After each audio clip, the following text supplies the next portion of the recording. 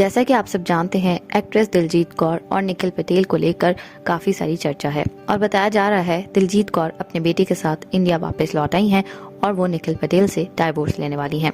Divorce के बारे में बात करें तो डाइवोर्स को लेकर काफी चर्चा है और इस पर दिलजीत अपना रिएक्शन भी दे चुकी हैं। दिलजीत और निखिल पटेल ने लास्ट ईयर शादी की थी और शादी के 1 महीने बाद ही दिलजीत अपने हस्बैंड के साथ कीनिया शिफ्ट हो गई थी।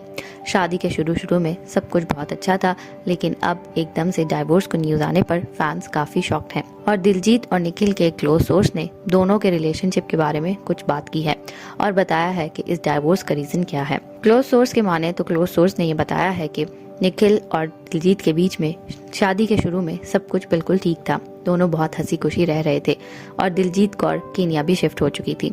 लेकिन शादी के कुछ महीनों के बाद प्रॉब्लम्स आना स्टार्ट हो गई और दोनों की कंपैटिबिलिटी का बहुत ज्यादा इशू था।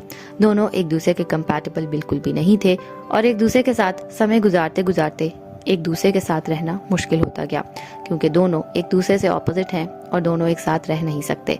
इसी कारण दिलजीत इंडिया वापस आ चुकी हैं। क्लोज सोर्स का ये भी कहना था कि लास्ट 2 मंथ से दोनों की लाइफ में बहुत ज्यादा प्रॉब्लम्स आ चुकी हैं और दोनों एक दूसरे से बात तक नहीं कर रहे और इसी कारण दिलजीत ने कुछ स्पेस दिया है दोनों को और ये देखना चाहती हैं कि क्या वो निखिल के साथ रहना चाहती हैं या नहीं। और अगर दिलजीत और निखिल सेपरेट हो चुके हैं तो बहुत जल्दी डाइवोर्स भी ले लेंगे, क्योंकि दोनों का एक साथ रहना बिल्कुल भी आसान नहीं है और दोनों एक दूसरे के साथ नहीं रह सकते। बात करें दिलजीत की तो ये दिलजीत की 2nd मैरिज थी, लेकिन अब ये शादी भी टूटती हुई दिखाई देती है। आप इस सब पर क्या कहना चाहेंगे, हमें कमेंट्स में बताना ना भूलिएगा।